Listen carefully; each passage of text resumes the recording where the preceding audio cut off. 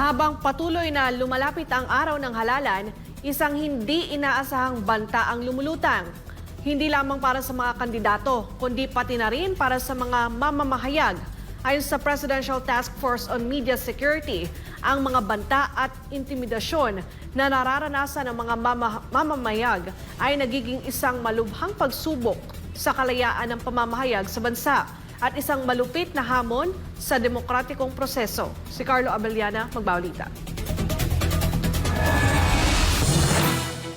Iniimbestigahan ngayon ng Presidential Task Force on Media Security o PTFOMS ang mga ulat ng pagbabanta at karahasan laban sa mga mamamahayag habang papalapit ang midterm elections sa May 12. Ang mga insidenteng ito ay nagdudulot ng matinding pangamba sa mga media practitioners na may tungkuling maghatid ng makatarungan at tapat na impormasyon sa publiko. Ito ay kasunod ng umano'y pagbabanta ni La Paz Abra Mayor Joseph Bernos sa isang radio reporter sa pamamagitan ng Facebook Messenger at video call noong April 21. Ayon sa pahayag ng PTFOMS nitong Webes, nakikipagtulungan na sila sa Philippine National Police upang beripikahin ang mga alegasyon at masuri ang kalagayan ng seguridad ng mga mamamahayag. Bagamat walang nasaktan, itinuturing itong seryosong banta sa kalayaan ng pamamahayag. Dagdag pa ni Undersecretary Jose Torres Jr., isang veteranong mamamahayag, siniseryoso nila ang lahat ng uri ng banta sa media at determinado ang kanilang ahensya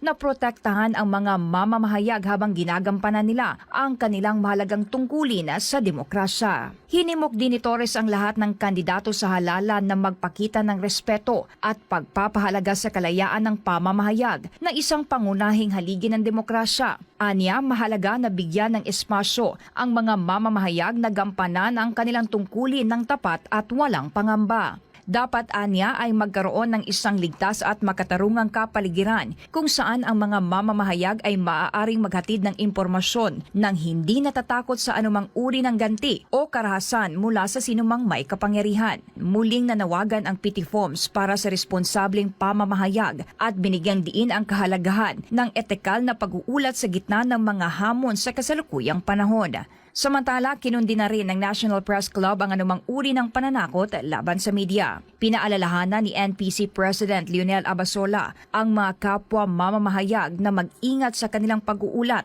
at yaking totoo at balanse ang impormasyong inilalabas sa publiko. Nangako ang task force na paiigtingin ang investigasyon at agad na ipatutupad ang mga kinakailangang hakbang upang mapanatili ang kaligtasan ng media workers ngayong election season. Para sa Diyos at Pilipinas Kumala, Carla Abellana, SMNI News.